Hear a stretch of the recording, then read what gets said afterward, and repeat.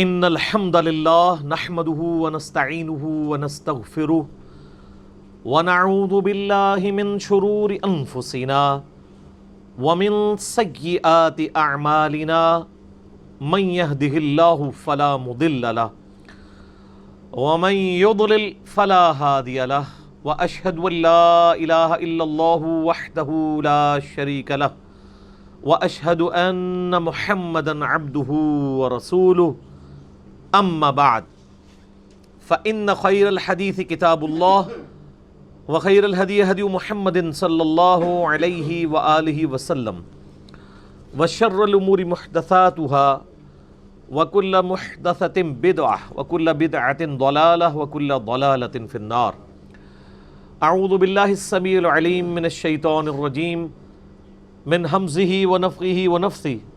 بسم الله الرحمن الرحيم. رب اشرح لي صدري ويسر لي امري واحلل عقدة من لساني يفقهوا قولي. بسم الله الرحمن الرحيم. ان الله وملائكته يصلون على النبي يا ايها الذين آمنوا صلوا عليه وسلموا تسليما. اللهم صل على محمد وعلى آل محمد كما صليت على ابراهيم وعلى آل ابراهيم انك حميد مجيد. اللهم بارك على محمد وعلى آل محمد كما باركت على إبراهيم وعلى آل إبراهيم إنك حميد مجيد. اللهم ربنا آتنا في الدنيا حسنة وفي الآخرة حسنة وقنا عذاب النار. ربنا آتنا من لدنك رحمة وهيئ لنا من أمرنا رشدا. لا إله إلا أنت سبحانك إني كنت من الظالمين. حسبنا اللہ ونعم الوکیل ولا حول ولا قوة الا باللہ العلی العظیم. یا حی یا قیوم برحمتک استغیث اصلح لی شأنی کلہ ولا تکلنی الی نفسی طرفۃ عین. آمین. الحمدللہ آج 5 مئی 2019 کو سنڈے کے دن قرآن کلاس نمبر 324 میں 324 نمبر میں ہم سورۃ الحاقہ کا آغاز کریں گے. اور میں نے پہلے بھی عرض کیا تھا کہ پارہ نمبر 29 میں آلموسٹ ساری صورتیں ہی مکی ہیں، اور مکی صورتوں میں جو ڈومیننٹ فیکٹر ہوتا ہے وہ عقیدہ توحید اور عقیدہ آخرت کے حوالے سے ہوتا ہے. اور اس میں بسا اوقات التذکیر بھی ایام اللہ کا ذکر بھی ہوتا ہے، جو شاہ ولی اللہ دہلوی نے الفوز الکبیر فی اصول تفسیر میں لکھا ہے کہ قرآن حکیم کی آیات کی 5 کیٹیگریز ہیں. ان میں سے ایک کیٹیگری ہے کہ اللہ تعالیٰ اگلی قوموں کے حالات اور واقعات اور نبیوں کے انکار پر ان کو تباہ و برباد کرنے کے حوالے سے آیات نازل فرماتا ہے. ان آیات کی کیٹیگری کو کہتے ہیں ہم التذکیر بھی ایام اللہ، اللہ کے بڑے بڑے فیصلوں کے دن. تو التذکیر بھی ایام اللہ کا ذکر بھی ان صورتوں میں آئے گا آگے نیکسٹ صورتوں میں. اور آخرت کے دن کی جواب دہی جسے التذکیر بالموت کہا جاتا ہے، وہ ڈومیننٹ فیکٹر ہے ان صورتوں کا قیامت کے دن کے حوالے سے، کہ اس دن کا نقشہ کھینچا گیا ہے کہ اس وقت لوگوں کی کیا حالت ہوگی. قرآن حکیم میں چند سخت ترین آیات آخرت کے حوالے سے جو وارد ہوئی ہیں وہ انہی صورتوں کے اندر ہیں، سورۃ الحاقہ میں اور سورۃ المعارج میں. یہ دونوں صورتیں انشاءاللہ آج ہم اپنی قرآن کلاس کے اندر کور کریں گے. اللہ کا نام لے کے شروع کرتے ہیں. اعوذ باللہ من الشیطان الرجیم. بسم اللہ الرحمن الرحیم. الحاقۃ ما الحاقہ، وہ واقعہ ہو کر حقیقت بن کر آنے والی چیز. کیا ہے وہ حقیقت بن کے آنے والی چیز؟ وما ادراک ما الحاقہ، اور اے مخاطب یعنی جن کی طرف قرآن رویل ہو رہا ہے، تمہیں کیا معلوم کہ وہ حقیقت جو واقعہ ہو جائے گی وہ کیا ہے؟ تو یہ قیامت کے لیے یعنی ذکر ہوا ہے کہ سب سے بڑی حقیقت جو ہے وہ قیامت کے دن کی جواب دہی ہے. کذبت ثمود وعاد بالقاریہ، یعنی ان کفار مکہ سے پہلے قوم سمود اور قوم عاد نے، یعنی صالح علیہ السلام اور ہود علیہ السلام کی قوم نے بھی اس الحاقہ کو، جس کا ایک اور نام القاریہ بھی ہے، جو پارہ نمبر 30 میں آ جائے گا نا، القاریۃ ما القاریہ وما ادراک ما القاریہ، انہی الفاظ کے ساتھ، کھڑکھڑانے والی، ٹکرا کر پاش پاش کر دینے والی، یعنی آخرت، قیامت کا دن۔ تو اللہ تعالیٰ فرماتا ہے کہ مشرکین عرب کوئی نویکھلے نہیں ہے کہ انہوں نے وقت کے پیغمبر کا انکار کیا ہے، ان سے پہلے بھی قوموں نے اپنے وقت کے پیغمبروں کا انکار کیا، جن میں ٹاپ آف دا لسٹ 2 قومیں جن کو عرب کے رہنے والے لوگ جانتے تھے۔ نوح علیہ السلام کے فوراً بعد اللہ تعالیٰ نے اسی قوم میں سے ایک نئی قوم کو اٹھایا، اور وہ قوم عاد تھی، جن میں ہود علیہ السلام کو اللہ تعالیٰ نے مبعوث کیا۔ اور یہ ہمیشہ ہوتا رہا ہے کہ جب کبھی بھی اللہ تعالیٰ نے کسی پیغمبر کو مبعوث کیا ہے، اس کے ماننے والے اور نہ ماننے والے 2 گروہ بن جاتے ہیں۔ نہ ماننے والوں کو اللہ تعالیٰ تباہ و برباد کر دیتا ہے، ماننے والوں کو باقی رکھتا ہے، اور پھر کچھ عرصہ جب گزرتا ہے تو ماننے والوں میں پھر 2 گروہ بن جاتے ہیں وقت گزرنے کے ساتھ۔ ایک جو پیغمبروں کی تعلیمات کو چھوڑ دیتے ہیں، دوسرے جو ان تعلیمات کو حرز جان بنا لیتے ہیں، پھر اللہ تعالیٰ ایک نیا پیغمبر مبعوث کرتا ہے، اور پھر یہ سلسلہ جاری رہتا ہے۔ تو قوم نوح میں جب وہ 2 گروہ بن گئے، یعنی اہل ایمان جو بچا لیے گئے تھے کشتی میں سوار کر کے، اور بعد میں پھر وہ راستے ہٹ گئے، تو وہ قوم عاد اسی قوم نوح یعنی انہی کی اولاد میں سے تھی، جن میں اللہ تعالیٰ نے سیدنا ہود علی نبینا و علیہ الصلاۃ والسلام کو پیغمبر بنا کر، رسول بنا کر مبعوث کیا۔ تو وہ ہود علیہ السلام کی قوم کو کہا جاتا ہے قوم عاد۔ اور پھر ان کے اہل ایمان جو بچا لیے گئے، ان میں جب مشرکانہ اوہام پیدا ہونا شروع ہوئے، تو اللہ تعالیٰ نے اس قوم جو باقی جب بچ جانے والی قوم تھی، قوم سمود، عاد کی اولاد میں سے، ان میں صالح علیہ السلام کو رسول بنا کر مبعوث کیا۔ تو ان دونوں کا ذکر ہو رہا ہے، اور چونکہ وہ عرب کے یعنی جو لوگ ہیں وہ ان قوموں کے حالات سے واقف بھی تھے، وہ اسی عرب کی سرزمین میں آئے ہوئے پیغمبر تھے۔ بلکہ آج بھی جو ہے وہ قوم عاد اور قوم سمود کی باقیات عرب کے اندر موجود ہیں۔ ان کے ہاتھوں سے جو تراشے ہوئے پہاڑوں میں مکانات ہیں، ان کی ویڈیوز یوٹیوب پہ رکھی ہوئی ہیں۔ آپ یوٹیوب کے اوپر جا کے لکھیں نا قرآن کے تاریخی مقامات، تو آپ کو وہ ویڈیوز ایسی مل جائیں گی۔ 2 پروفیسرز تھے انڈیا کے، انہوں نے ایک یعنی باقاعدہ اسی کی ریکارڈنگ کرنے کے لیے ایک سفر اختیار کیا، قرآن حکیم کے تاریخی مقامات کو وہ ویڈیو ریکارڈنگ کے اندر لے کے آئے، کہ وہ پہاڑوں کو تراش کے کس طرح وہ قومیں، اتنے بڑے بڑے قد تھے ان کے کھجور کے تنوں جیسے، جو کہ وہاں پر مکانات بنایا کرتے تھے، اور پھر اللہ تبارک و تعالیٰ نے پیغمبروں کا انکار کرنے کے سبب ان کو تباہ و برباد کر دیا۔ فَأَمَّا ثَمُود، تو اب اللہ تعالیٰ ذکر کرے کہ رہے سمود، فَأُهْلِكُوا بِالطَّاغِيَةِ، تو ہم نے ان کو ہلاک کر دیا ایک سخت چنگھاڑ کے ذریعے۔ اللہ تعالیٰ کی طرف سے رسول نے جب وعدہ کیا، اہل ایمان کو بچایا گیا، تو جو پیغمبر کے مخالفین تھے ان پر ایک چیخ کا عذاب آیا، ایک چنگھاڑ کا، جس کی وجہ سے وہ تباہ و برباد کر دیے گئے۔ اتنی اونچی اس کی آواز تھی کہ ان کے دل پھٹ گئے اور وہ ختم ہو گئے۔ وَأَمَّا عَاد، رہے عاد، فَأُهْلِكُوا بِرِيحٍ صَرْصَرٍ عَاتِيَةٍ، تو ہم نے ان کو تباہ و برباد کر دیا ایک آندھی سے جو سخت سرد تھی، بے حد تند و تیز آندھی ان کے اوپر اللہ تعالیٰ نے جاری کر دی۔ اور ظاہر ریگستان کی رات کی سردیاں تو آپ کو پتہ ہے، پھر سخت آندھی، اور وہ اتنی سخت تھی کہ وہ بڑے بڑے درختوں کو بھی اکھاڑ کے پھینک دے۔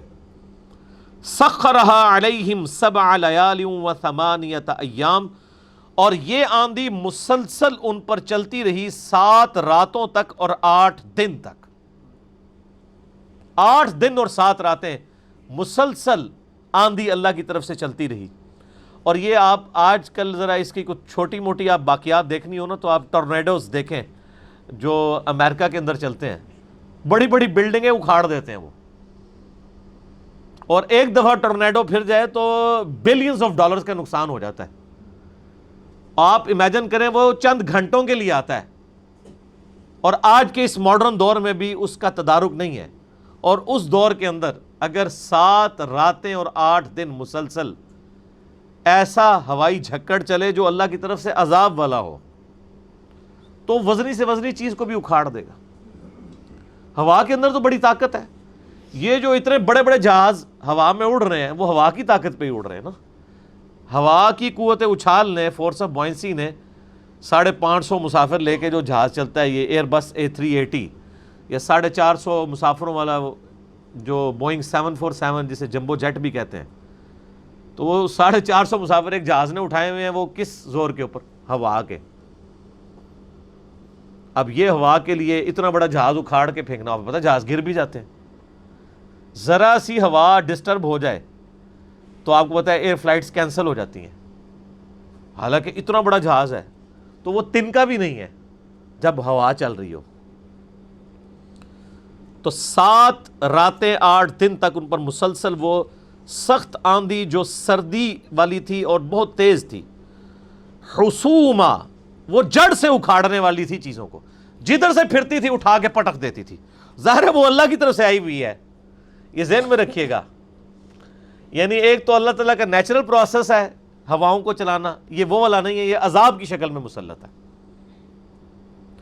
فَتَرَى الْقَوْمَ فِيهَا صَرْعَىٰ كَأَنَّهُمْ أَعْجَازُ نَخْلٍ خَاوِيَةٍ. تو اس آندھی نے قوم عاد کو اس طرح اکھاڑ کے رکھ دیا، ان کے وہ گرے پڑے تھے گویا کہ وہ کھوکھلی کھجور کے تنے ہیں. چونکہ وہ لمبے لمبے قدوں والے تھے تو وہ ہوا چلی اور اس ہوا نے ان بندوں کو اٹھایا اور بلندی پہ جا کے زمین پہ پٹک دیا، وَلِعَوْذُ بِاللَّهِ تعالی. اور صبح کے وقت یہ حال تھا کہ اگر کوئی دیکھنا چاہتا، ویسے تو بچا کوئی نہیں تھا ادھر، تو وہ دیکھتا کہ جیسے کھجور کے تنے کاٹ کے زمین پہ لٹا دیے جائیں نا، اس طرح وہ بڑے بڑے قد و قامت والے لوگ زمین کے اوپر لیٹے ہوئے پڑے تھے. وہ اتنے بڑے بڑے اونچے قد والے تھے، اس لیے آپ ذرا ان کی اگر یعنی ویڈیوز دیکھیں نا، عرب کے اندر جو مقامات وہ ابھی ریسنٹلی پچھلی صدی کے اندر ہی یعنی وہ دریافتیں ہوئی ہیں، چند ایسے یعنی ان کے ڈھانچے بھی نکلے ہیں جو یوٹیوب کے اوپر بھی رکھے ہوئے ہیں، آپ کو گوگل میں بھی اس کی پکچرز مل جائیں گی. کہ یعنی وہ آپ سمجھ لیں کہ ایک بندے کے ہاتھ، یعنی عام آدمی ہم میں سے ان کے صرف ہاتھ کے ایک ڈھانچے کے برابر ہی بنتا ہے ایک بندہ. یہ ناک ان کی اتنی بڑی ہے کہ ایک بندے کی جتنی ہائٹ ہوتی ہے، تو اتنے بڑے بڑے تھے وہ. تو اللہ تعالیٰ ان کو تباہ و برباد کر دیا، جیسے کہ کھجور کے تنے کاٹ کے رکھ دیے جائیں کسی میدان کے اندر، اس طرح ان کی لاشیں صبح پڑی ہوئی تھی. فَهَلْ تَرَى لَهُم مِّن بَاقِيَةٍ. تو کوئی ان میں سے باقی بچا ہوا نظر آتا ہے تمہیں؟ یہ دھمکی ہے اس کے اندر کہ تم کیا شے ہو. وَجَاءَ فِرْعَوْنُ وَمَنْ قَبْلَهُ وَالْمُؤْتَفِكَاتُ بِالْخَاطِيَةِ. اور فرعون اور جو اس سے پہلے تھے الٹائی جانے والی بستیوں کے باشندے، انہوں نے بھی خطا کی تھی. الٹائی جانے والی بستی کون سی؟ لوط علیہ السلام کی قوم، جن کے اندر برائی موجود تھی بے حیائی کے حوالے سے، اور اس پوری کی پوری بستی کو اللہ تعالیٰ نے الٹوا دیا عذاب میں. تو اللہ تعالیٰ ہمارا ہے ان کے پاس بھی وقت کے پیغمبر آئے تھے، یعنی موسیٰ علیہ السلام اور لوط علیہ السلام. فَعَصَوْا رَسُولًا. تو انہوں نے اپنے رسول کی نافرمانی کی، ربہم ان کے رب کی طرف سے جو آیا تھا. فَأَخَذَهُمْ أَخْذَةً رَّابِيَةً. تو اللہ تعالیٰ نے پکڑ لیا انہیں بڑی سختی کے ساتھ. اِنَّا لَمَّا طَغَى الْمَاءُ حَمَلْنَاكُمْ فِي الْجَارِيَةِ. ہم نے جب سیلاب کو حد سے یعنی سیلاب گزر گیا، یعنی حضرت نوح علیہ السلام کی قوم پہ جو آیا تھا، تو ہم نے تمہیں کشتی میں سوار کر دیا، کشتیوں میں سوار کیا. یعنی اللہ تعالیٰ نے بچایا انسانیت کو اس طوفان سے کشتی میں سوار کر کے. لِنَجْعَلَهَا لَكُمْ تَذْكِرَةً وَتَعِيَهَا أُذُنٌ وَاعِيَةٌ. تاکہ اس نوح علیہ السلام کی قوم کی بربادی کے واقعے کو اور ان کے بچ جانے والے اس واقعے کو لوگ یادگار کے طور پر محفوظ رکھیں. یاد رکھنے والے کان، یعنی پہلے تو نالج ٹرانسفر ہوتا تھا نا، سن سنا کے بھی. ریٹن فارم میں تو تاریخ آپ کو بہت کم ملتی ہے، یعنی پچھلی تقریباً 5000 سال کی تاریخ ہے جو ٹوٹی پھوٹی فارم کے اندر ریٹن میں موجود ہے. ادروائز اس سے پیچھے کی جتنی تاریخ ہے وہ جو بھی جو ہمیں ملتی ہے، کچھ تورات کے اندر سے مل جاتی ہے، کچھ جو لوگوں نے سنی سنائی تاریخ چل رہی ہے، اس میں ظاہر ہے جھوٹ بھی شامل ہے، سچ بھی شامل ہے. بہرحال چند ایک جو بڑی تباہیاں انسانیت کی تاریخ میں ہوئی ہیں وہ تو سب کو معلوم ہے.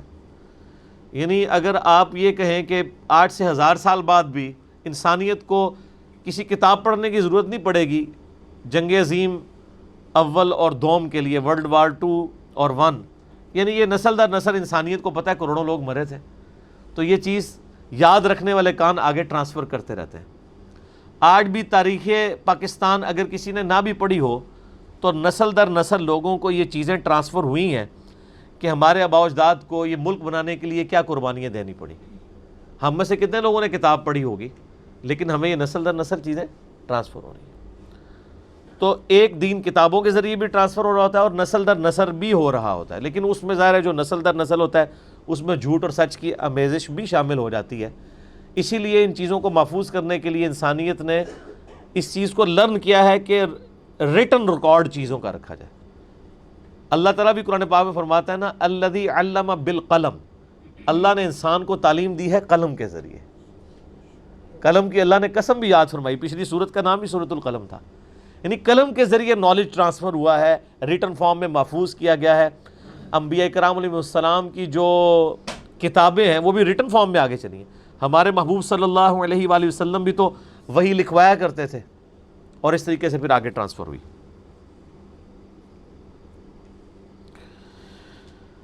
فَإِذَا نُفِخَ فِي الصُّورِ نَفْخَةٌ وَاحِدَةٌ، اب اللہ تعالیٰ قیامت کے دن کا ذکر کر رہا ہے کہ دنیا پہ تو ایک عذاب آیا، بخاری مسلم میں حدیث ہے کہ جس کی موت آ گئی اس کی قیامت تو قائم ہو گئی، لیکن ایک وہ بڑی قیامت بھی آنی ہے، اس کا ذکر آ رہا ہے کہ جب پھونک مار دی جائے گی سور میں ایک بار، وَحُمِلَتِ الْأَرْضُ وَالْجِبَالِ، اور زمین اور پہاڑوں کو اٹھایا جائے گا، فَدُكَّتَ دَكَّةً وَاحِدَةً، اور ان کو چورا چورا کر دیا جائے گا، ان کو برابر کر دیا جائے گا، پورا میدان بنا دیا جائے گا۔ یعنی اللہ تعالیٰ یعنی قیامت والے دن ظاہر ہے فورس آف گریوٹی تو ڈسٹرب ہوگی نا، وَجُمِعَ الشَّمْسُ وَالْقَمَرُ، سورج اور چاند بھی آپس میں مل جائیں گے، اور جب گریوٹی ڈسٹرب ہوگی تو پہاڑ بھی اکھڑ جائیں گے، اور سب کے سب پہاڑ یعنی سب سے یعنی انسان کے اوپر روب اگر اس زمین کی کسی چیز کا ہے وہ پہاڑ ہے، اس سے زیادہ کوئی مضبوط چیز نہیں ہے۔ آپ کو پتہ ہے آج بھی جو امریکہ نے اپنے نیوکلیر ویپنز سٹور کیے ہوئے ہیں تو وہ پہاڑوں کے اندر ہی ہیں، اور وہ ایٹامک بم پروف پہاڑ ہیں۔ ایک بہت بڑے پہاڑ چٹیل پتھروں کے، ان کی بیسمنٹ میں اگر سرنگیں کھود دی جائیں اور وہاں پہ اگر کوئی نیوکلیر ویپن سٹور کر دے تو وہ اس کے اوپر اگر کوئی ایٹم بم بھی گرائے گا تو وہ پہاڑ تو تباہ نہیں ہو سکتے۔ اسی لیے ایٹامک بم کے جو تجربات ہیں وہ بھی پہاڑوں کے اندر کیے جاتے ہیں۔ آپ کو پتہ ہے 1998 میں، یہ مئی کا مہینہ ہی ہے، 28 مئی 1998 کو پاکستان نے بھی چاغی میں جو ہے وہ 6 بلاسٹ کیے تھے، تو وہ پہاڑ کے اندر ہی کیے تھے۔ یعنی پہاڑوں کی مضبوطی آج بھی اسی طریقے سے قائم ہے۔ تو اس روئے ارض پہ سب سے مضبوط چیز وہی ہے، ایز اے آپ سمجھ لیں بلڈنگ کے طور پہ، اور اللہ تعالیٰ فرما رہا ہے کہ ان کو بھی اٹھا کے زمین پہ پٹخ دیا جائے گا، پہاڑ بھی زمین پہ برابر ہو جائیں گے، یعنی یہ پورے کے پوری زمین ہی میدان محشر بن جائے گی۔ فَيَوْمَئِذٍ وَقَعَتِ الْوَاقِعَةُ، پھر اس دن وہ واقعہ ہو جانے والی چیز واقعہ ہو جائے گی، یعنی کون سی چیز؟ قیامت کا دن، جزا اور سزا کا دن، دا ڈے آف ججمنٹ۔ وَانشَقَّتِ السَّمَاءُ فَهِيَ يَوْمَئِذٍ وَاهِيَةٌ، اس دن آسمان پھٹ پڑے گا، اور وہ دن ایسا ہوگا کہ وہ بھربھرا ہو جائے گا آسمان، یعنی اس کی مضبوطی بھی سمجھ لے ختم ہو گئی۔ وَالْمَلَكُ عَلَىٰ أَرْجَائِهَا، اور فرشتے اس کے کناروں پر مقرر کر دیے جائیں گے۔ وَيَحْمِلُ عَرْشَ رَبِّكَ فَوْقَهُمْ يَوْمَئِذٍ ثَمَانِيَةٌ، اور اس دن تمہارے رب کے عرش کو 8 اٹھائے ہوئے ہوں گے، 8 یعنی فرشتے۔ یہ نہیں ہے کہ وہ فرشتے اگر نہیں اٹھائیں گے تو عرش گر پڑے گا، ایک پروٹوکول کے طور پہ اللہ تعالیٰ نے ان کی ڈیوٹی لگائی ہوئی ہے۔ نہ اللہ تعالیٰ عرش کا محتاج ہے اور نہ عرش کسی فرشتے کے محتاج ہے، سب کے سب اللہ کی محتاج ہے۔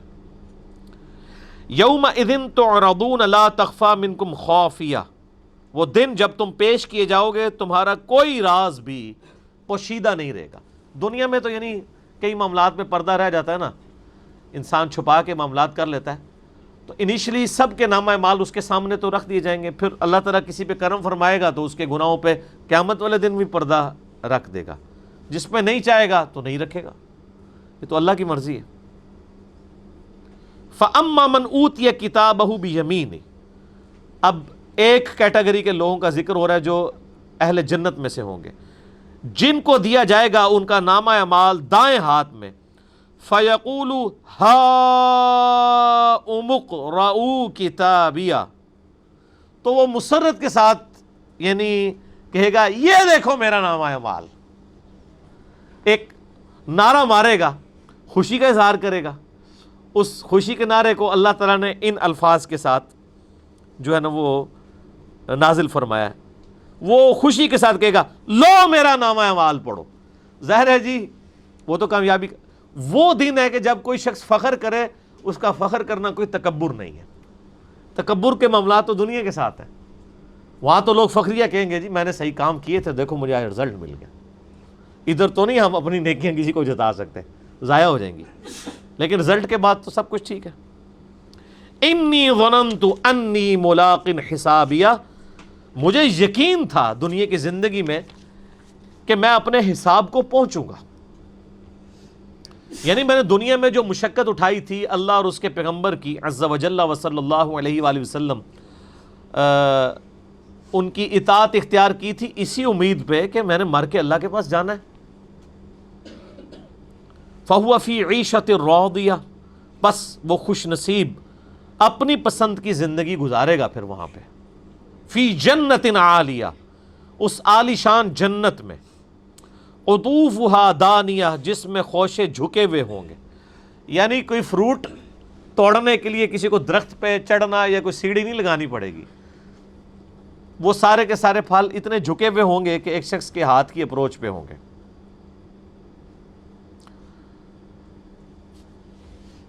کلوا واشربوا ہنیئا بما اسلفتم فی الایام الخالیہ، اللہ کی طرف سے یعنی یہ اذن ہوگا کہ کھاؤ اور پیو اور مزے اڑاؤ، یہ ان اعمال کا اجر ہے جو تم نے گزشتہ دنوں میں کر کے آگے بھیجے تھے۔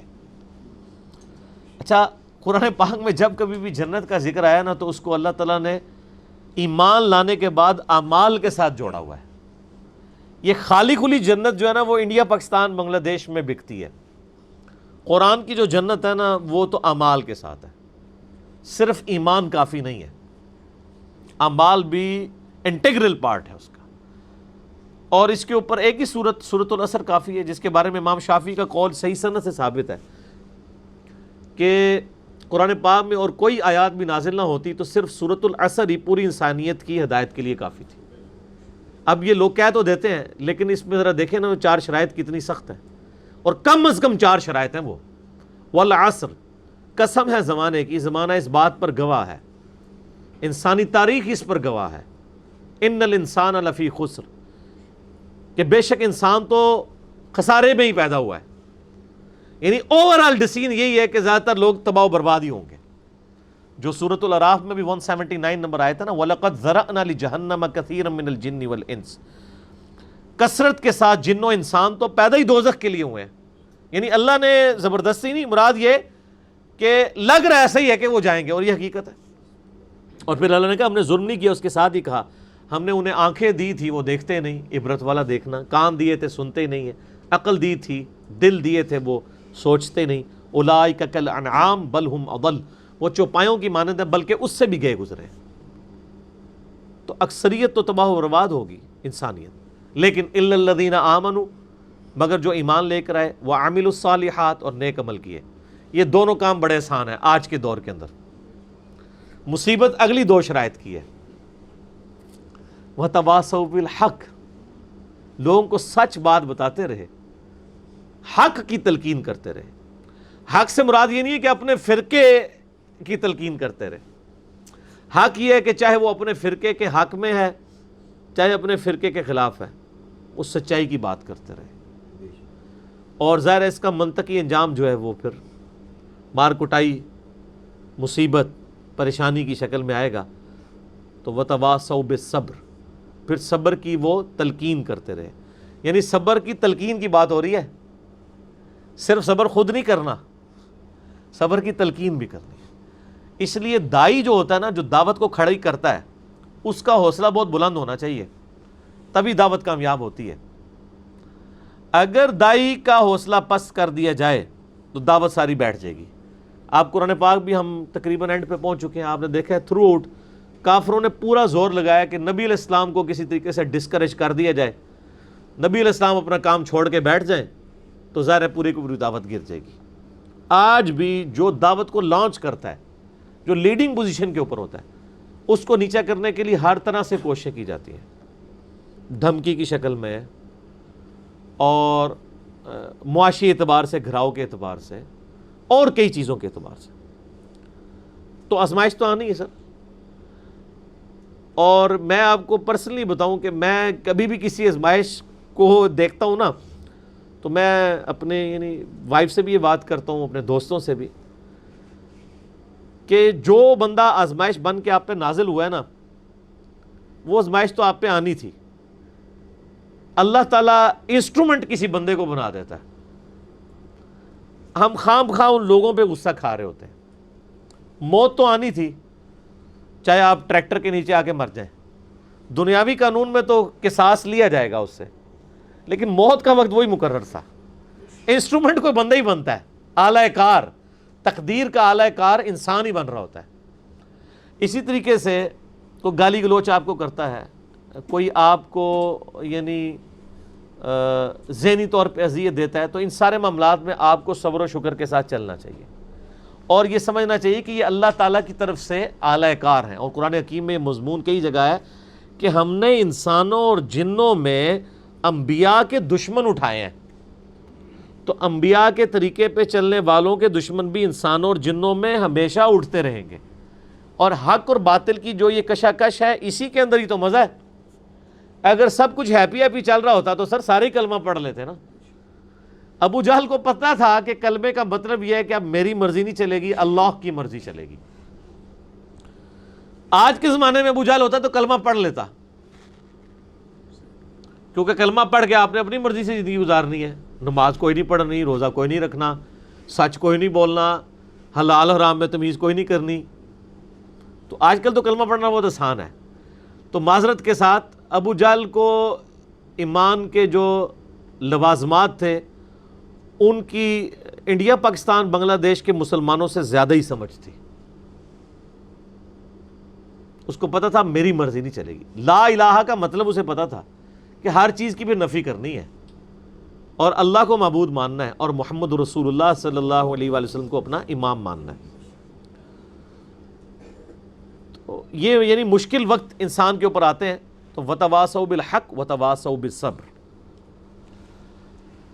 اب سائملٹینیس کنٹراسٹ آ رہی ہے، آپ نے اہل ایمان کا سن لیا، اب ذرا ان کا سنیں جو اللہ تعالیٰ کے غضب کے مقام دوزخ میں جانے والے ہیں۔ وَلِعَوْذُ بِاللَّهِ تَعَالَى اللہم اجرنا من النار، آمین۔ وَأَمَّا مَنْ أُوتِيَ كِتَابَهُ بِشِمَالِهِ، اور وہ لوگ جن کو نامہ اعمال بائیں ہاتھ میں دیا جائے گا، فَيَقُولُ يَا لَيْتَنِي لَمْ أُوتَ كِتَابِيَهْ، وہ کہے گا ہائے افسوس، کاش مجھے میرا نامہ اعمال نہ دیا جاتا۔ بائیں ہاتھ میں دینے کا مطلب یہ ہے کہ بھائی فیل، پڑھنے کی ضرورت ہی نہیں۔ اور دوسری جگہ قرآن پاک میں اور احادیث میں آتا ہے کہ وہ بائیں ہاتھ میں نامہ اعمال پیچھے سے دیا جائے گا، اسے پیچھے سے اس لیے دیا جائے گا کہ جب اس کو نامہ اعمال دیا جائے گا نا بائیں ہاتھ کی طرف، تو اب لینے سے انکار کر دے گا، کیونکہ اس کو پتا بھی میرے بائیں ہاتھ میں دے رہے ہیں تو پاکستان میں تو کام چل سکتا ہے نا، لیکن آخرت میں تو نہیں چلتا۔ تو وہ پیچھے سے بھی اسے جب ہاتھ پیچھے کرے گا، فرشتے پیچھے سے پکڑا دیں گے اس کو۔ بولے اعوذ باللہ تعالی، تو کہے گا افسوس، کاش مجھے میرا نامہ اعمال دیا ہی نہ جاتا۔ وَلَمْ أَدْرِ مَا حِسَابِيَهْ، اور میں نے کبھی سیریس ہی نہیں لیا تھا کہ میرا حساب بھی ہونا ہے۔ یا لیتہا کانت القاضیہ، اے کاش موت میرا قصہ تمام کر دیتی، یعنی میں جو مر چکا تھا دوبارہ زندہ ہی نہ ہوتا، نہ زندہ ہوتا اور نہ یہ معاملات ہوتے۔ ما اغنا عنی مالیہ، آج میرے مال نے مجھے کچھ کام نہیں دیا۔ ہلک عنی سلطانیہ، میری بادشاہی بھی فنا ہو گئی۔ دنیا میں اگر کوئی بادشاہ تھا، کوئی کسی بڑی پوسٹ پہ تھا، سب کچھ اس سے زیادہ. اور سر آخرت میں کیا جاتا رہا؟ دنیا میں ہی جاتا رہتا ہے. وہ انگلش میں ایک نظم بھی ہے، ڈیتھ دا لیولر. ڈیتھ وہ چیز ہے جو ہر چیز کو لیول کر دیتی ہے. کیسے؟ دنیا میں چاہے کوئی بادشاہ تھا، امریکہ کا پریزیڈنٹ تھا، یا وہ کسی فٹ پاتھ پہ بھیک مانگنے والا لاوارث انسان تھا، دونوں مرنے کے بعد ایک لیول پہ ہیں. وہ بھی زمین کے اندر ہے، وہ بھی زمین کے اندر ہے. ڈیتھ سب کو برابر کر دیتی ہے. اگر کوئی کسی محل کے اندر تھا، وہ بھی زمین کے اندر چلا گیا. آپ چاہے اس کا مزار بھی بنا لیں، ہے زمین کے اندر ہی ہے، باہر نکال کے مزار بنانے کا رسک کوئی نہیں لے سکتا، کیونکہ آپ کو جو وہ عقیدوں کی کہانیاں کرائی گئی ہیں اس میں تو رسک لیے ہی نہیں نہ جا سکتا. اسی لیے میں اکثر کہتا ہوں نا، اکثر لوگ کہتے ہیں وہ جی ہمارے بزرگوں کی لاشیں سلامت نکلتی ہیں، تو میں بڑی معصومانہ خواہش رکھتا ہوں کہ لاش تو دفنانے کے بعد سلامت نکلنی ہے نا، تو آپ دفنانے سے پہلے 1 مہینے کے لیے وہ لاش باہر رکھ دیں اور مجھے بتائیں آپ کہ وہ سلامت رہتی ہے اور بدبو نہیں چھوڑتی. تو یہ رسک آپ کیوں نہیں لیتے؟ یہ لیں اور پوری دنیا کو آپ اپنے مکتب فکر کے اندر لے آئیں. بعد میں جو آپ نے کلیم کرنے ہیں تو پہلے کر کے بتائیں. یہ رسک آج تک نہیں کسی نے لیا. تو یہ سب کی سب کہانی ہے. اعوذ باللہ تعالی. تو وہ کہے گا کہ کاش دنیا میں میرا معاملہ ہی تمام ہو جاتا، نہ آج میرا مال میرے کام آ سکا، نہ میری بادشاہت وہ بھی ختم ہو گئی. پھر حکم ہوگا اللہ کی طرف سے فرشتوں کو، خذوہ فغلوہ، پکڑ لو اسے اور اس کی گردن میں توق ڈال دو. ثم الجحیم صلوا، پھر اسے دوزخ میں جھونک دو. ثم فی سلسلۃ ذرعها 70 ذراعا فاسلکوہ، پھر 70 گز لمبی زنجیر میں اسے جکڑ دو. یہ 70 تو عدد کثرت کے لیے استعمال ہوا ہے. بخاری مسلم میں حدیث ہے کہ جس نے دنیا میں ایک بالشت زمین بھی کسی کی دبائی تو 7 زمینوں کا توق اس کے گلے میں لٹکا دیا جائے گا اس ایک گناہ کی پاداش میں. حقوق العباد کا معاملے کتنے سٹرونگ ہے. ایک بالشت زمین، یہاں لوگ پورے پلاٹ ہڑپ کر جاتے ہیں اور بھائیوں کے مرنے کے بعد اپنے بھتیجوں کی جائیداد کے اوپر بھی قبضہ کر لیتے ہیں. تو اللہ تعالیٰ ہمارا ہے کہ ایک لمبی زنجیر سے اسے جکڑا جائے گا. انہ کان لا یؤمن باللہ العظیم، یہ بدبخت اللہ پر ایمان نہیں رکھتا تھا. اچھا اس طرح کی آیات آتی ہے نا تو مسلمان فوراً خوش ہو جاتے ہیں کہ اچھا ایڈا ڈرایا ہے اے تے کافروں دے بارے آیت ہے، فوراً خوش ہوتے ہیں. اور سر پورے کا پورا قرآن ہی کافروں کے بارے میں ہے، کیونکہ پہلے اولین مخاطب تو کفار ہی تھے نا. تو میں نے اس پہ بڑا ایک ڈیٹیل لیکچر دیا ہے، مسئلہ نمبر 154، قرآن پاک کی آیات کے حوالے سے کافروں کی آیات مسلمانوں کے بارے میں کوٹ کرنا، مسلمانوں کی آیات کافروں کے بارے میں کوٹ کرنا. تو اس میں ایک معصومانہ سا میرا سوال ہے کہ جو گستاخ رسول کے بارے میں اکثر آپ کو علماء کہتے ہیں نا جی وہ جی گستاخ رسول تو حرامی ہوتا ہے، قرآن میں لکھا ہوا ہے بعد ذالک زنیم. تو وہ جو قرآن پاک میں گستاخ رسول حرامی تھا وہ مسلمان تھا یا کافر تھا؟ کافر، ولید بن مغیرہ. تو آپ آج کل کے مسلمانوں کو کیوں آپ گستاخ رسول کہتے ہیں؟ یہ تو آیات کافروں کے بارے میں نازل ہوئی ہے. پھکی. تو وہ پارٹی جو قرآن کی آیات اپنے اوپر لینے کے لیے تیار نہیں ہے، بتوں والی آیات، یہ کافروں والی آیات، خود پوری دنیا کو وہ کافروں والی آیات فٹ کر رہی ہیں بعد ذالک زنیم. اور یہ ایسا فارمولہ ہے کہ آپ ان کا فرقہ چھوڑ دیں تو آپ بعد ذالک زنیم ہے، اور اگر واپس آ جائیں دوبارہ حلالی ہو جائیں گے، اور پھر جیسے ہی آپ دوبارہ چھوڑیں پھر آپ بعد ذالک زنیم ہو جائیں گے. تو یہ کافروں کے بارے میں آیت نہیں ہے. نہیں، قرآن پاک میں جو آیات جس سے فٹ اسے گفٹ، چاہے کافر ہے یا مومن ہے. تو ایمان یہ نہیں اللہ پر لاتا تھا، یعنی جو ایمان لانے کا حق ہے. اس کے ثبوت میں سورہ نساء کی وہ آیت بھی ہے، یا ایھا الذین آمنوا آمنوا باللہ ورسولہ، اے ایمان والو ایمان لاؤ اللہ اور اس کے رسول کے اوپر. تو ایمان والوں کو ایمان لانے کی کیا ضرورت ہے اللہ اور اس کے رسول پہ؟ یعنی جیسا کہ ایمان لانے کا حق ہے، صرف اللہ اور اس کے رسول کو نہیں ماننا، اللہ اور اس کے رسول کی بھی ماننی ہے. ولا یحض علی طعام المسکین، اور یہ مسکینوں کو کھانا کھلانے کی ترغیب نہیں دلاتا تھا. فلیس لہ اليوم ہاہنا حمیم، پس آج اس کا کوئی یہاں پہ دوست نہیں ہوگا. ولا طعام الا من غسلین، اور اس کو کھانا بھی ملے گا تو وہ پیپ زخموں کا، والعیاذ باللہ تعالی، اس کے سوا کھانا بھی کوئی نہیں ہوگا۔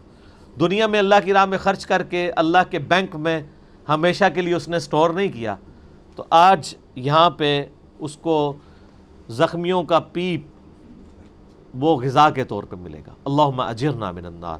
بخاری اور مسلم کی حدیث ہے، نبی علیہ السلام نے فرمایا کہ انسان کہتا ہے میرا مال میرا مال میرا مال، پوری زندگی یہی کرتا رہتا ہے، حالانکہ تیرا مال وہ ہے جو تو نے کھا لیا یا پہن کر بوسیدہ کر لیا یا اللہ کی راہ میں خرچ کر کے قیامت کے دن کے لیے سٹور کر لیا، باقی تو تیرے پچھلوں کا مال ہے جو ورثاء میں تقسیم ہو جائے گا۔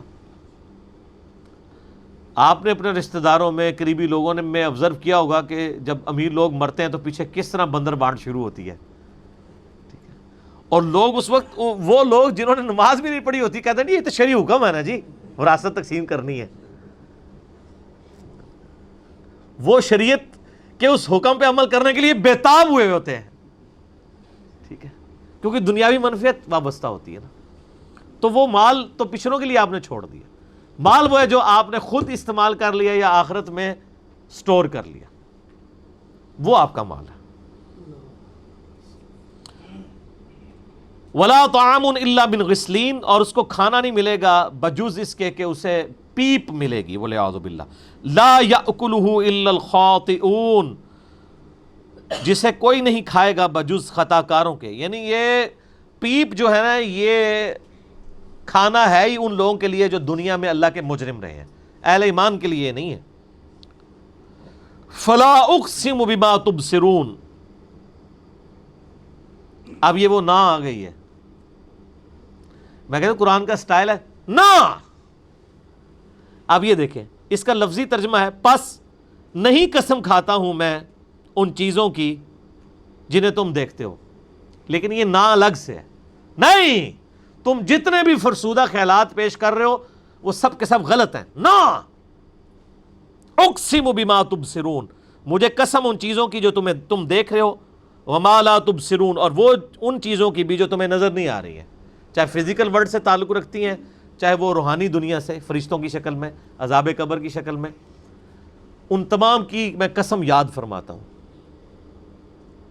انہ لقول رسول کریم، بے شک یہ جو قرآن ہے یہ ایک عزت والے رسول کا کلام ہے، یعنی نبی صلی اللہ علیہ وآلہ وسلم ہے، تو کلام الہی ہے، آگے چل کے آ جائے گا کہ جبرائیل علیہ السلام کا کلام ہے، کیونکہ اللہ کا کلام جبرائیل علیہ السلام کے پاس آیا، جبرائیل علیہ السلام سے نبی علیہ السلام تک پہنچا تو وہ جبرائیل کا بھی کلام بنا۔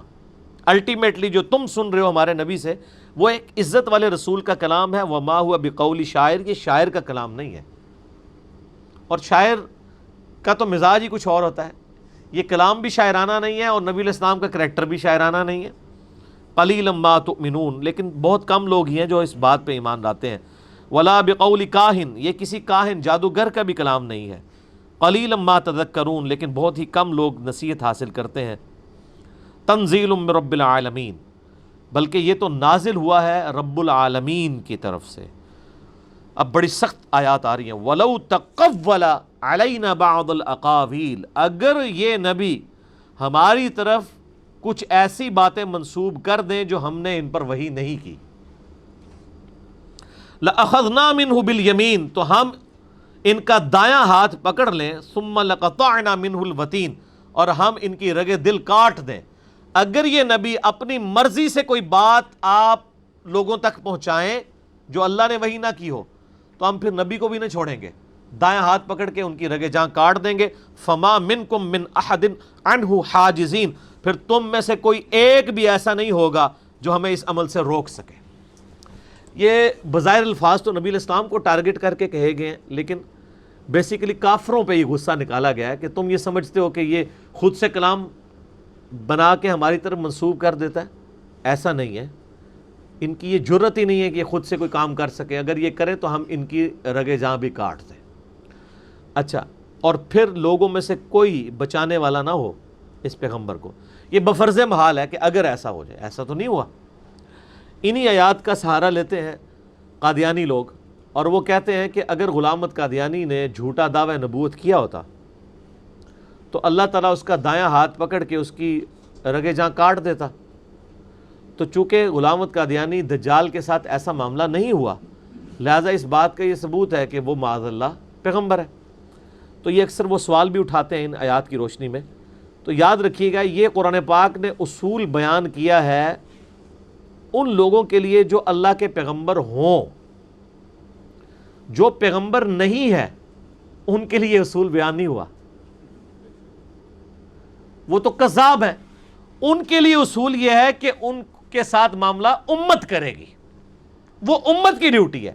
مسیلمہ کذاب نے جب دعوی نبوت کیا تو بخاری مسلم میں حدیث ہے کہ نبی علیہ السلام نے ایک خواب دیکھی تھی کہ ان کے ہاتھ میں 2 سونے کے کنگن ہیں، اور آپ فرمایا میں نے خواب میں پھونک ماری تو وہ غائب ہو گئے۔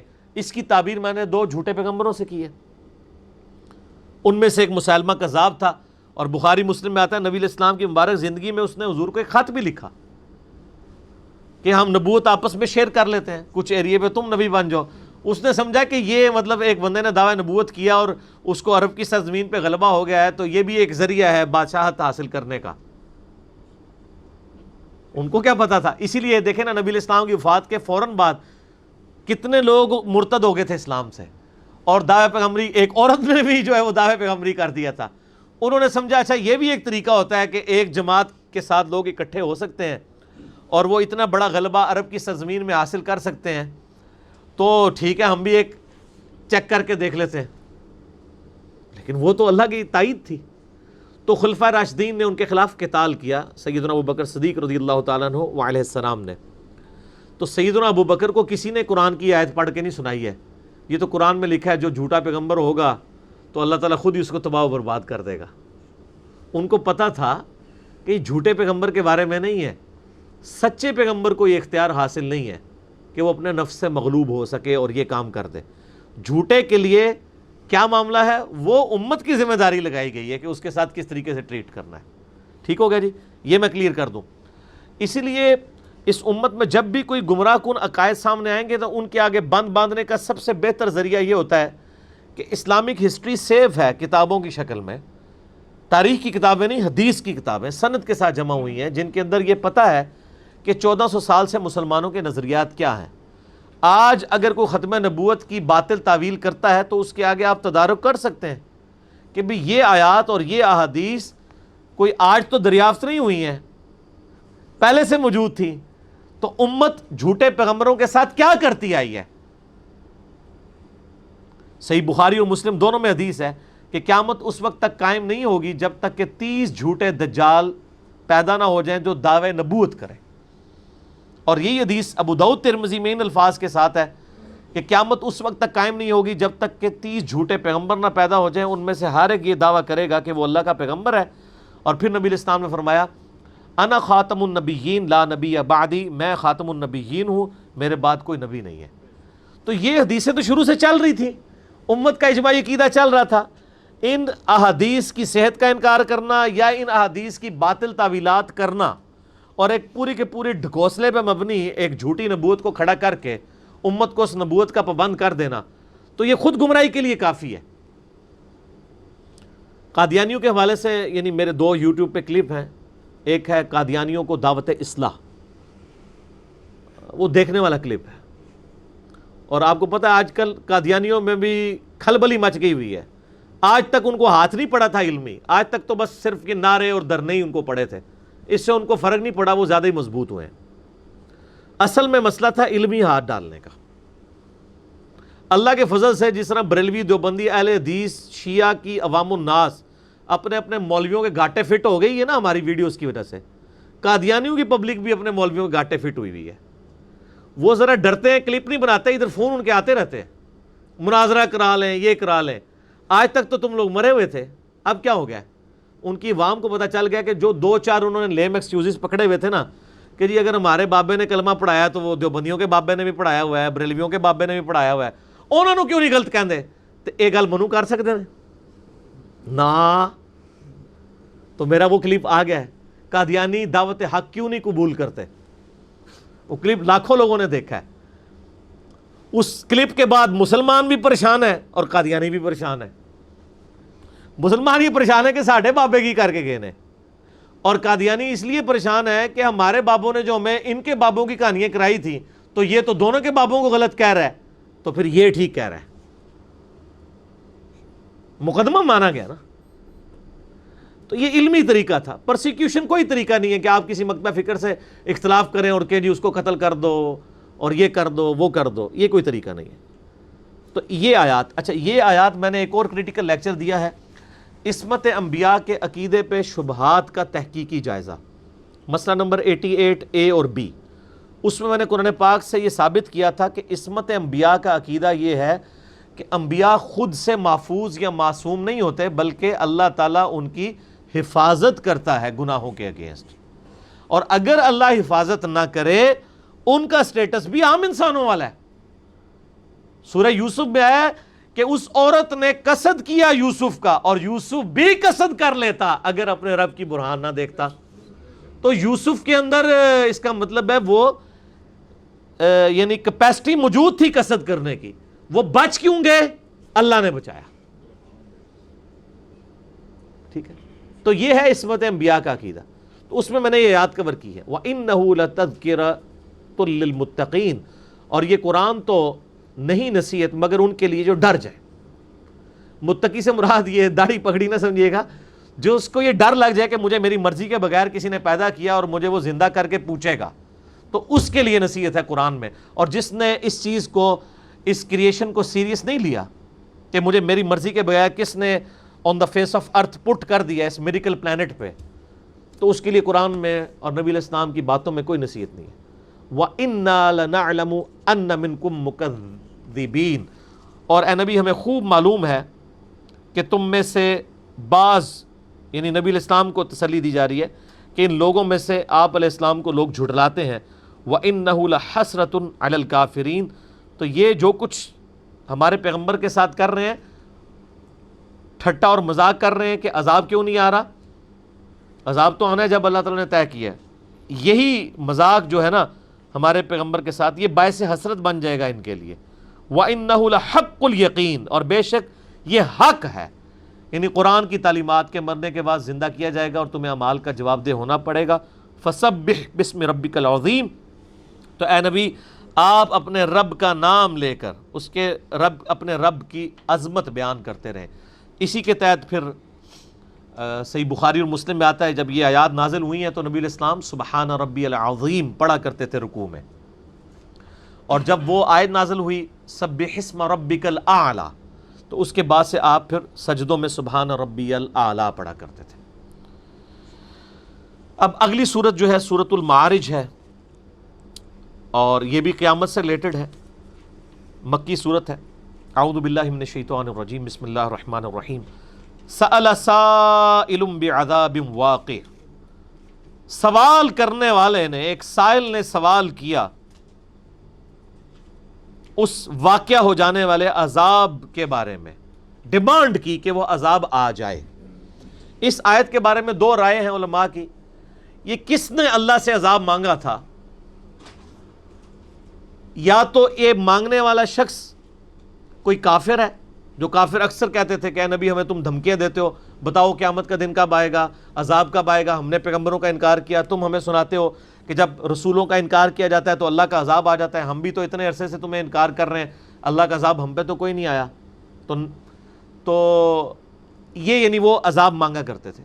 سورۃ الانفال میں بھی آتا ہے، وہ کہتے تھے کہ اگر یہ نبی سچ ہے تو اے اللہ ہم پہ آسمان سے پتھر نازل فرما. پتھر کوئی نازل نہیں ہوتے تھے، وہ کہتے تھے دیکھو یہ اگر سچا ہوتا تو پتھر آ جاتے. ٹھیک ہو، تو اللہ تعالیٰ تو کسی کے دھمکی کا پابند تو نہیں ہے، وہ تو اس کا فیصلہ ہے کہ کب عذاب آئے گا کب نہیں آئے گا. تو کافروں نے کہا کہ لے کے آؤ عذاب. اور ایک تفسیر یہ بھی ہے کہ نبی علیہ السلام نے ان کافروں کی بار بار تنگ کرنے کے اوپر اللہ سے پھر دعا کر دی کہ اللہ ان پہ کوئی عذاب کی ایک قسط آ بھی جائے. اور وہ بخاری مسلم میں آتا ہے کہ قحط سالی کی شکل میں مشرکین عرب پہ ایک عذاب آیا، اور پھر حضور کے پاس وہ آئے کہ دعا کریں آپ یہ ٹل جائے. چھوٹے موٹے عذابات کا سلسلہ بھی شروع ہوا، لیکن وہ بڑا عذاب للکافرین لیس لہ دافع، وہ تیار کر رکھا ہے اللہ نے انکار کرنے والوں کے لیے جسے کوئی ٹالے گا نہیں. وہ انکار کرنے والا چاہے مسلمان ہو چاہے کافر ہو. من اللہ ذی المعارج، یہ اللہ کی طرف سے ہے جو عروج کے زینوں کا مالک ہے. یعنی یہ بلندی کا مالک اللہ ہے.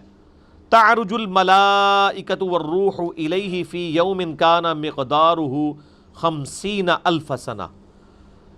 چڑھتے ہیں فرشتے اور ان کے سردار الروح جبرائیل علیہ السلام اللہ کی بارگاہ میں، اور یہ عذاب اس روز ہوگا جس کی مقدار 50,000 برس ہے. یعنی قیامت کے دن 50,000 سال کا دن ہے، جس دن الٹیمیٹلی یعنی یہ فیصلے کا دن ہوگا. سورہ السجدہ جو پارہ نمبر 21 میں ہے، وہاں پر بھی اسی طرح کی ملتی جلتی آیات ہیں، اور ان میں ذکر ہے کہ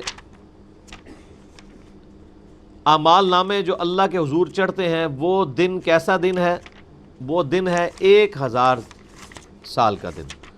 اس کے بارے میں یعنی بعض لوگ کنفیوژن کا شکار ہوتے ہیں، وہ پوچھتے بھی رہتے ہیں کہ جی یہ قرآن پاک میں اللہ تعالیٰ نے ایک جگہ کہا ہے کہ 50,000 سال کا دن ہے، اور ایک جگہ فرمایا ہے کہ یہ 1000 سال کا ہے.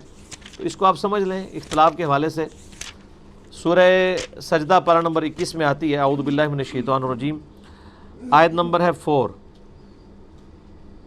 5 نمبر. یدبر الامر من السماء الی الارض، اللہ تعالیٰ کاموں کی تدبیر فرماتا ہے آسمان سے زمین کی طرف. ثم یعرج الیہ فی یوم کان مقدارہ 1000 سنۃ مما تعدون، پھر یعنی یہ نامہ اعمال اللہ کے حضور چڑھتے ہیں اس دن جس کی مقدار تمہاری گنتی کے مطابق 1000 برس ہے. بعض یعنی مفسرین کا کہنا ہے کہ یہ دو مختلف چیزوں کا ذکر ہے.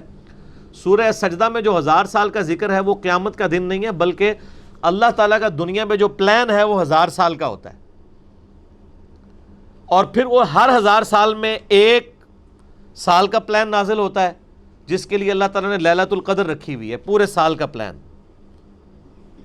اور پھر ہفتے کا بھی پلان ہوتا ہے، جو آپ کو پتہ ہے کہ ہر پیر اور جمعرات کو نامہ اعمال اللہ کے حضور چڑھتے ہیں، بخاری مسلم میں آتا ہے. پھر روز کا بھی ہے، بخاری مسلم میں ہے کہ فجر کے وقت فرشتے آتے ہیں، عصر کے وقت وہ نامہ اعمال لے کے اوپر چڑھ جاتے ہیں، اور جو عصر والے فرشتے ہیں وہ فجر کے وقت چلے. تو یعنی روزانہ کے بیسس پہ بھی اللہ کے حضور نامہ اعمال چلتے ہیں، پھر کمبائنڈلی ویکلی بیسس پہ بھی، اور پھر سال کی بیس پہ بھی لیلۃ القدر ہے، اور پھر 1000 سال کا پلان بھی ہے. اور جو 50,000 سال کا ذکر جو سورۃ المعارج میں ہے وہ قیامت کے دن کا ذکر ہے کہ قیامت کا دن 50,000 سال کا دن ہوگا، اور اس کو سپورٹو بخاری مسلم کی احادیث بھی ہیں کہ قیامت کا دن 50,000 سال کا دن ہوگا تمہاری گنتی کے مطابق. اللہ کے لیے تو وہ کچھ بھی نہیں ہے، وہ ایک دن ہے، لیکن ہماری گنتی کے مطابق 50,000. یہ کتنا خطرناک معاملہ ہے.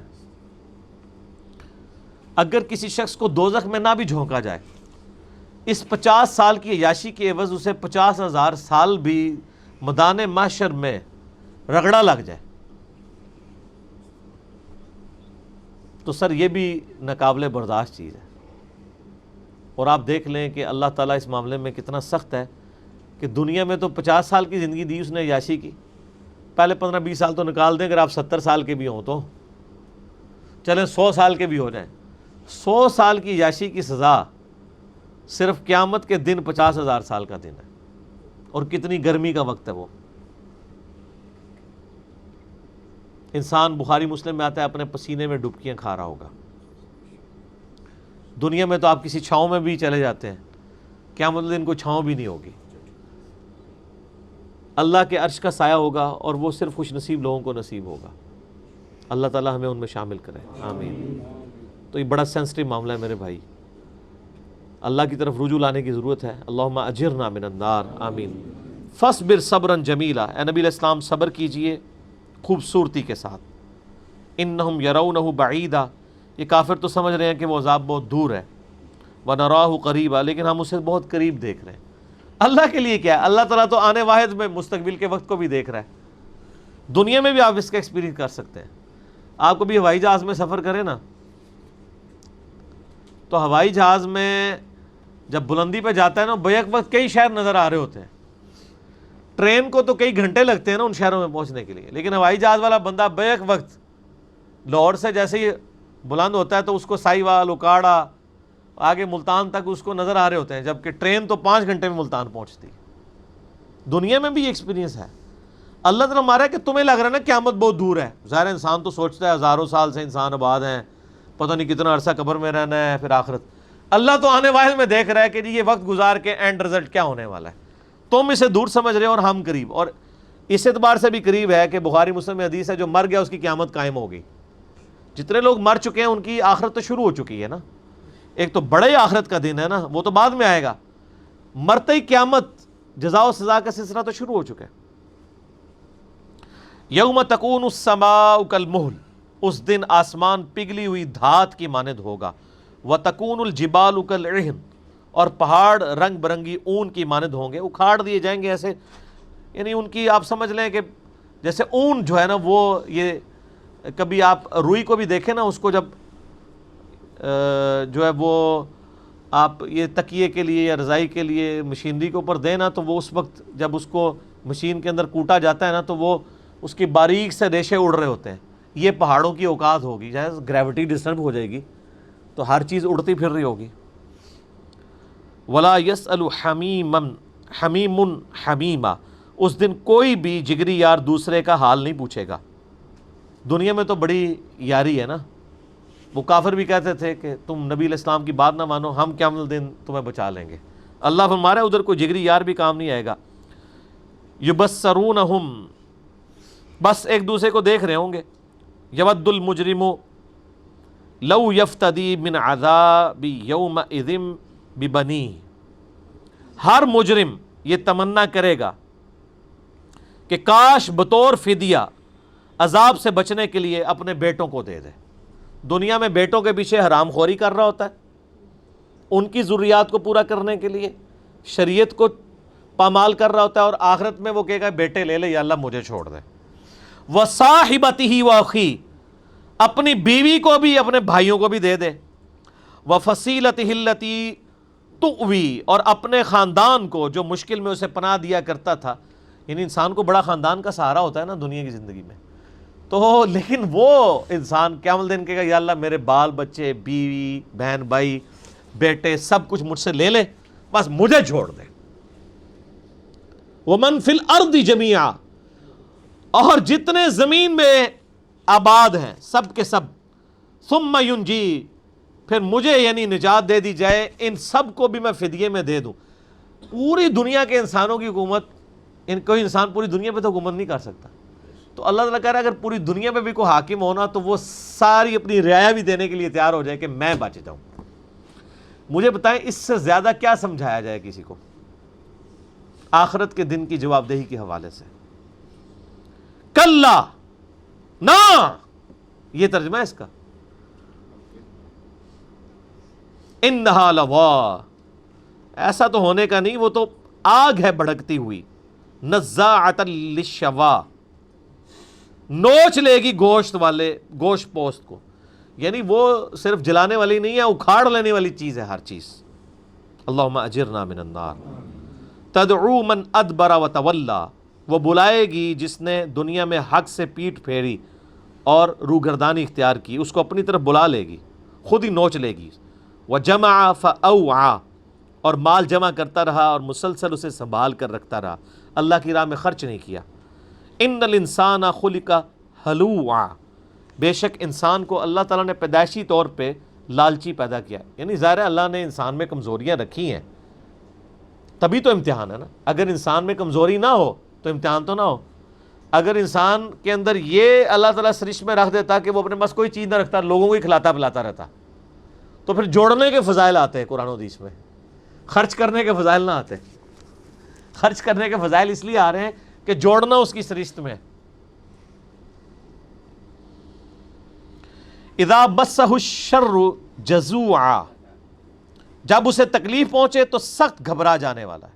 واذا مسہ الخیر منوعا، اور جب اسے کوئی دنیاوی دولت انعام ملتا ہے تو وہ حد درجے بخیل ہو جاتا ہے، یعنی جب تکلیف پہنچتی ہے تو ٹیمپرامنٹ لوز کر جاتا ہے، اور جب مال ملتا ہے تو بخیل بن جاتا ہے، اللہ کی راہ میں خرچ ہی نہیں کرتا۔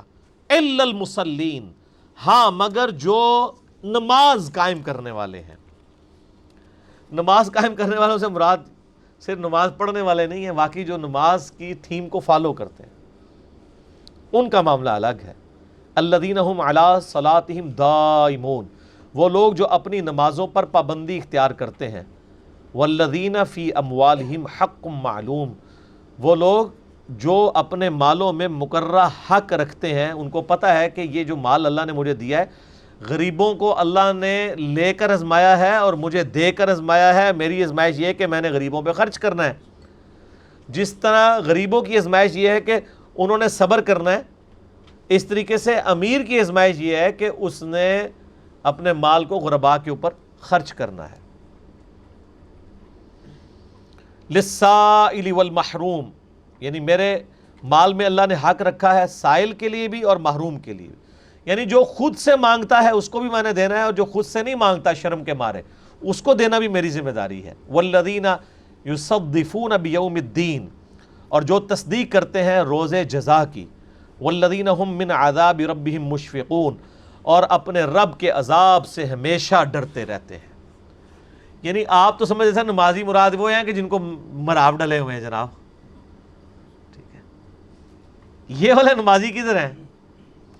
ہمارے نمازی تو وہ ہیں، نمازیوں کے اماموں کی حالت ہی آپ دیکھ لیں جو امامت کر رہے ہیں، کہ وہ لوگوں کے مال اور لوگوں کی جان کے ذریعے اللہ کی راہ میں جہاد کرتے ہیں، اور اللہ تعالیٰ کہہ رہا ہے کہ وہ اپنی جان اور اپنا مال اللہ کی راہ میں لگاتے ہیں۔ ان عذاب ربہم غیر مأمون، بے شک ان کے رب کا عذاب کوئی نہ ڈر ہونے کی چیز تو نہیں ہے۔ اللہ کا عذاب اس قابل ہے کہ اس سے ڈرا جائے، یہ ایسی چیز نہیں جس سے انسان بے فکرہ ہو جائے۔ والذین هم لفروجہم حافظون، وہ لوگ جو اپنی شرمگاہوں کی حفاظت کرتے ہیں، الا علی ازواجہم، بجز اپنی بیویوں کے، او ما ملکت ایمانہم، یا ان کے ہاتھوں کا مال کنیزیں، جو اب یعنی یہ ایبسلیٹ ہو چکا ہے سسٹم، فإنہم غیر ملومین، تو ایسے معاملے میں ان پہ کوئی ملامت نہیں ہے۔ یہ جو کی تو آیات سورۃ المؤمنون کے سٹارٹ میں بھی آتی ہیں، یہ سیم آیات، اگلی آیات بھی 100% انہی الفاظ کے ساتھ ہے۔ اس پہ میں نے سیکس سے ریلیٹڈ ایک مسئلہ 155 ریکارڈ کروا دیا ہے، ڈیٹیل 1.5 گھنٹے کا، سیکس سے ریلیٹڈ جتنی بھی چیزیں ہیں میں نے اس میں ڈسکس کی، آج میں اس کو سکپ کرتا ہوں۔ فَمَنِ ابْتَغَىٰ وَرَاءَ ذَلِكَ فَأُولَٰئِكَ هُمُ الْعَادُونَ، تو جو کوئی بھی اس کے علاوہ کوئی اور راستہ اپنی خواہشات نفسانی کے پورا کرنے کے لیے اختیار کرتا ہے تو وہ حد سے بڑھ جانے والے لوگ ہیں۔ وَالَّذِينَ هُمْ لِأَمَانَاتِهِمْ وَعَهْدِهِمْ رَاعُونَ، اور ان کی نشانی یہ بھی ہے کہ وہ اپنی امانتوں اور عہد و پیمان کی پاسداری کرتے ہیں، یعنی اہل ایمان کی نشانی ہے۔ وَالَّذِينَ هُمْ بِشَهَادَاتِهِمْ وَالَّذِينَ هُمْ بِشَهَادَاتِهِمْ قَائِمُونَ، اور وہ لوگ ہیں جو اپنی گواہیوں پر قائم رہتے ہیں۔ ایک تو بڑی گواہی ہے نا جو الست بربکم، ہماری روحوں نے اللہ کے ساتھ عہد کیا ہے، اس پہ قائم رہتے ہیں، اور دنیا میں بھی اولو العلم قائما بالقسط ہوتے ہیں۔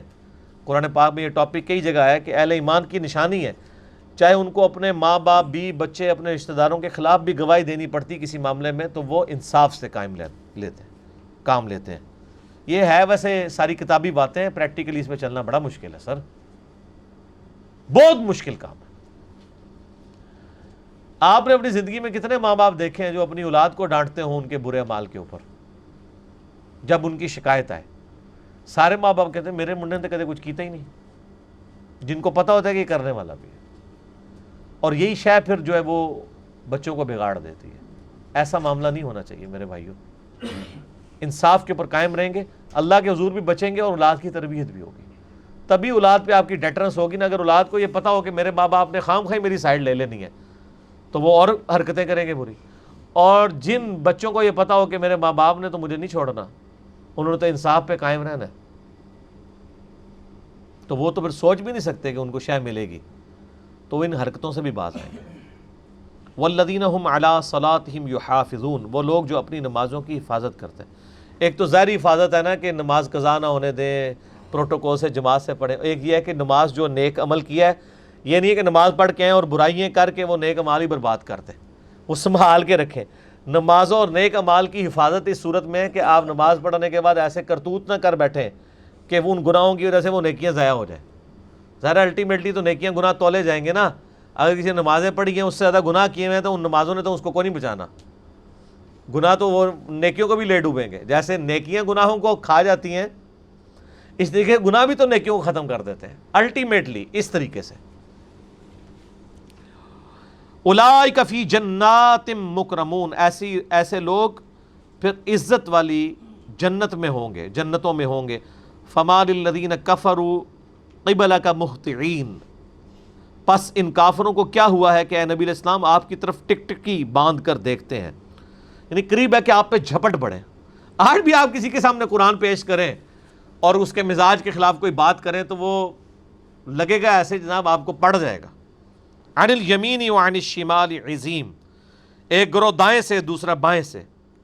ایطمع کل امرئ منہم ان یدخل جنت نعیم، کیا ان میں سے ہر شخص یہ طمع کرتا ہے کہ ایمان و عمل کے بغیر ہی اسے نعمتوں والی جنت دے دی جائے گی؟ کلا، نہ، ہرگز نہیں، ایسے نہیں ہوگا. دوویں جہانی مٹھے باہو، اے نہیں ہوئے گا. کلا، نہ، انا خلقناہم مما یعملون، بے شک ان کو خوب پتہ ہے کہ ان کی اوقات کیا ہے، یہ جانتے ہیں کہ اللہ تعالیٰ نے ان کو کس چیز سے پیدا کیا.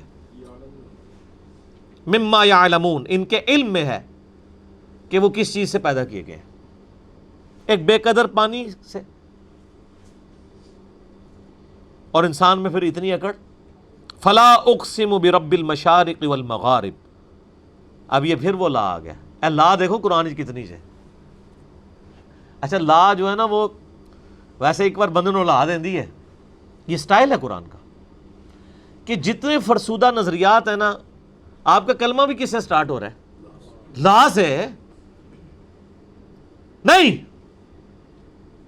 پھر آگے بات کی جاتی ہے. نہیں کوئی الہ سوائے اللہ کے. وہاں تو پھر سوا بھی ہے نا، یہاں تو صرف ہی نہ ہے. فلا، پس نہیں، سارے نظریات باطل ہیں. اقسم برب المشارق والمغارب، قسم ہے مجھے مشرقوں اور مغربوں کے رب کی. انا لقادرون، بے شک ہم پوری قدرت رکھتے ہیں. یہاں پہ اللہ تعالیٰ نے قسم کھائی ہے کئی مشرقوں اور کئی مغربوں کی. اس میں میرا یوٹیوب پہ کلپ بھی ہے. رب المشرقین والمغربین بھی ہے، رب المشارق والمغارب بھی ہے، اور رب المشرق والمغرب بھی ہے. اس میں نے بتایا تھا کہ بھئی ایک مشرق اور ایک مغرب تو سب کو پتہ ہے، ورنہ روزانہ زمین کے ریفرنس سے جو سورج طلوع ہوتا ہے وہ ایک نئی اورینٹیشن سے ہوتا ہے. اسی تو آپ دیکھیں سورج آہستہ آہستہ سردیوں میں شفٹ ہو جاتا ہے. سردیوں کی مغرب اور ہوتی ہے اور گرمیوں کی اور 365 دن روزانہ ایک نئی اورینٹیشن سے وہ طلوع ہوتا ہے ود رسپیکٹ ٹو زمین. آہستہ آہستہ ٹریول کرتے کرتے آپ دیکھیں گے گرمیوں میں سورج یہ مغرب ہے نا اس وقت آلموسٹ، تو مشرق سے سورج نکل کے یہاں مغرب میں طلوع ہوتا ہے، اس لیے گرمیوں میں لمبے دن ہوتے ہیں. لیکن آہستہ آہستہ سورج جو ہے وہ مشرق سے نکل کے تھوڑا ادھر مغرب، پھر کرتے کرتے کرتے پھر ایک وقت آتا ہے سردیوں میں یہاں سے نکل کے یہیں غروب ہو رہا ہوتا ہے، تو وہ دن چھوٹا ہو جاتا ہے. تو 365 مشرق ہیں اور 365 مغرب، اور ان کے دو ایکسٹریمز بھی ہیں. وہ دو ایکسٹریم جو ہیں وہ رب المشرقین و رب المغربین. اور پھر اس اعتبار سے بھی ہے کہ دنیا میں ہر جگہ کی نہیں مشرق اور مغرب ہے. امریکہ میں رات ہوتی ہے، یہاں پہ دن ہوتا ہے، یہاں پہ دن ہوتا ہے، وہاں پہ رات ہوتی ہے. اور کئی مشرقیں ایسی ہیں جو ہمارے لیے تو مشرق ہے، کسی اور کی مغرب ہے، اور ہماری جو مغرب ہے وہ ان کی مشرق بن رہی ہوتی ہے. ہمارا جو یہ مغرب میں سورج غروب ہو رہا ہوتا ہے تو یہ کہیں نکل بھی رہا ہوتا ہے نا، ان کے لیے وہ مشرق ہوتی ہے، ہماری وہ مغرب ہوتی ہے. تو قسم ہے تمام مشارق اور مغارب کے رب کی، بے شک ہم اس پہ قدرت رکھتے ہیں. کس پہ؟ علی ان نبدل خیرا منہم، کہ ہم تم سے بہتر لوگ لے آئیں، تمہیں یعنی دنیا سے ختم کر کے بہتر لوگ لے آئیں. وما نحن بمسبوقین، اور ہم ایسا کرنے سے عاجز نہیں ہیں. یعنی اللہ تعالیٰ چاہے تو نافرمانوں کو برباد کر کے سارے نیکوکار یہاں پہ آباد کرتے ہیں. یہ جو ڈھیل مل رہی ہے دنیا میں، اس کو یہ اللہ کی کمزوری کوئی نہ سمجھے. فذرہم، تو اے نبی ان کو چھوڑ دیجئے. یخوضوا ویلعبوا، یہ اپنی خرافات کے اندر مگن رہیں، کھیلتے رہیں. حتی یلاقوا یومہم الذی یوعدون، یہاں تک کہ یہ اس دن کو پہنچ جائیں جو ہمارے ملاقات کے وعدے کا دن ہے. یہ بڑی دھمکی ہے. یعنی اللہ تعالیٰ اگر دنیا میں کسی کو ڈھیل دیتا ہے تو یہ نہ سمجھے کہ بھئی اللہ تعالیٰ مجھ سے بڑا راضی ہے. اللہ تعالیٰ ہمارا اپنے اے نبی اپنے مخالفین کو بھی چھوڑ دیں. اگر ہم ان کو ڈھیل دے رہے ہیں تو ہم یہ ڈھیل خود دے رہے ہیں تاکہ عذاب ان پر زیادہ واجب ہو جائے اور یہ اپنے انجام کو پہنچے. یوم یخرجون من الاجداث سراعا، یہ قیامت کے دن اپنی قبروں سے جلدی جلدی نکل رہے ہوں گے. کس طرح؟ کأنہم الی نصب یوفدون، اس مانند جیسے وہ بتوں کے جو تھان تھے ان کی طرف دوڑے جا رہے ہیں. یعنی دنیا میں جس طرح یہ جتنے ذوق و شوق کے ساتھ شرک کی اماجگاہوں کی طرف جاتے تھے نا، اسی طریقے سے قیامت والے دن یہ کھینچے چلے آئیں گے میدان معاشر کی طرف قبروں سے نکل کے. اچھا یہ انسان کو اختیار کوئی نہیں ہوگا اپنے اوپر؟ کوئی سائن بورڈ نہیں لگے ہوں گے کہ جناب اوتھے جمع ہونا ہے سارے نے؟ نہیں، یہ بلٹ ان ہوگا. جس طرح بچہ پیدا ہوتا ہے اسے سکھانا نہیں پڑتا دودھ کیسے پینا ہے، اس نے آپ فیڈر منہ میں ڈالیں وہ پینا شروع کر دیتا ہے. چوزوں کے بچوں کو آپ دیکھیں، ان کو پانی پینا کو سکھاتا ہے؟ مارکیٹ سے آپ چوزے لے ہیں وہ ماں کے ساتھ تو نہیں ہوتے، وہ تو فارمی چوزے ہوتے ہیں نا، انہوں تو ماں دیکھی بھی نہیں ہوتی. آپ گھر لائیں، کھانا پینا بھی ان کو آتا ہے، پانی پینا بھی آتا ہے. تو جب مرنے کے بعد انسان زندہ ہوگا نا، اس کو خود بخود ہی ان کے اندر پروگرامنگ ہوگی دماغ میں، سب لوگ نکل کے ایک ہی طرف بھاگ رہے ہوں گے. پتہ کسی کو نہیں ہوگا کہ کیوں جا رہے ہیں، لیکن ان کو پتہ ہوگا ادھر ہی جانا ہے. تو اللہ تعالیٰ نے اس کی تشبیہ دی ہے کہ جس طرح یہ ذوق و شوق سے اپنی یعنی بتوں کی عبادت گاہوں کی طرف جاتے تھے نا، اسی طریقے سے بے اختیار یہ میدان محشر میں جمع ہو رہے ہوں گے. خاشعۃ ابصارہم، لیکن پھر مسئلہ اور ہوگا، اس دن ان کی نظریں جھکی ہوئی ہوں گی. ترحقہم ذلہ، ذلت چھائی ہوئی ہوگی. ظاہر پتہ ہوگا دنیا میں کیا کرتوت کیے ہیں، ان کو پتہ چل جائے گا کہ ہم نے جو کچھ کیا تھا، پیغمبروں کے وعدے سچے ہونے کا دن آ گیا. ذالک الیوم الذی کانوا یوعدون، یہ ہے وہ دن جس کا دنیا میں تم سے وعدہ کیا جاتا تھا کہ تمہیں مر کے اپنے رب کے حضور پیش ہونا ہے. آج یہ وعدہ پورا ہو گیا. اللہم اجرنا من النار، اللہم اجرنا من النار، اللہم اجرنا من النار. اللہم من احییتہ منا فاحیہ علی الاسلام ومن توفیتہ منا فتوفہ علی الایمان. اگلی دفعہ انشاءاللہ سورۃ النوح، سورہ نوح شروع کریں گے، اور امید ہے سورہ جن بھی کور ہو جائے گی. اللہ تعالیٰ سے دعا ہے جو حق بات میں نے کہی اللہ تعالیٰ ہمارے دلوں میں راسخ فرمائے. اگر جذبات میں میرے منہ سے غلط بات نکل گئی تو اللہ تعالیٰ ہمیں معاف کر دے اور ہمارے دلوں سے بھی معاف کر دے. ہمیں کتاب و سنت کی تعلیمات پر عمل کر کے دوسرے بھائیوں تک پہنچانے کی توفیق عطا فرمائے. اللہم صلی علی محمد وعلی آل محمد کما صلیت علی ابراہیم وعلی آل ابراہیم انک حمید مجید. اللہم بارک علی محمد وعلی آل محمد کما بارکت علی ابراہیم وعلی آل ابراہیم انک حمید مجید. سبحانک اللہم وبحمدک اشہد ان لا الہ الا انت استغفرک واتوب الیک وما علینا الا البلاغ المبین. جزاکم اللہ خیرا.